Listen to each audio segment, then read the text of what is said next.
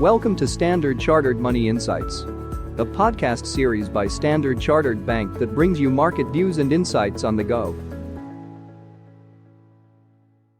Welcome to Cut to the Chase. Today is Wednesday, the 6th of September.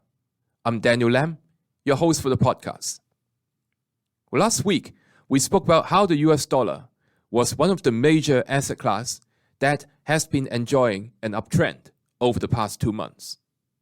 Now, it is interesting to note that while most currencies have been dropping versus the US dollar, there's one currency, or rather proxy currency, that had been holding up well over that time period, and that is gold.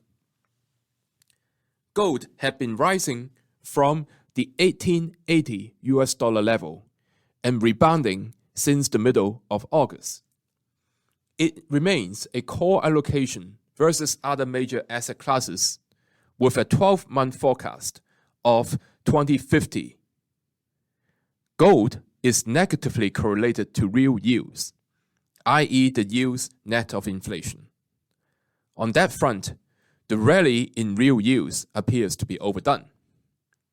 The current set of data, for example, the most recent US non-farm payroll numbers, suggests that the economy may be slowing and therefore inflationary pressure abating.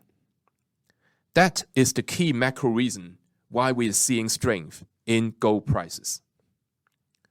Moreover, the physical market is likely to pick up, especially in India and in China, as we approach the holiday season.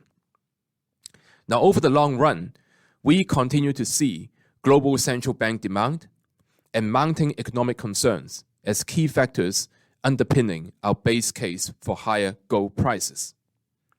The low correlation with other asset classes also makes gold an effective diversifier in a balanced portfolio. So, why are we not overweight on gold, you may ask? Well, the investor demand side of the equation appears to be weaker. For example, global gold ETFs have experienced net outflows for 9 weeks in a row, following a brief rebound in March. Total ETF holdings are now back to the pre-pandemic level. Meanwhile, institutional investors scale back their tactical exposure on gold. So these data suggest a weakening investor demand, likely due to increased expectations of further rate hikes. But we believe that investor interest could return when more economic weaknesses appear and market volatility rises as we go into a recession in the first quarter of next year. Buying gold on pullbacks, say around the 1900 US dollar level, remains a reasonable strategy to diversify your holdings. That is all from me for today. As always, if you enjoy this podcast, please don't forget to rate and like it. Thanks for listening, and we wish you a happy day ahead.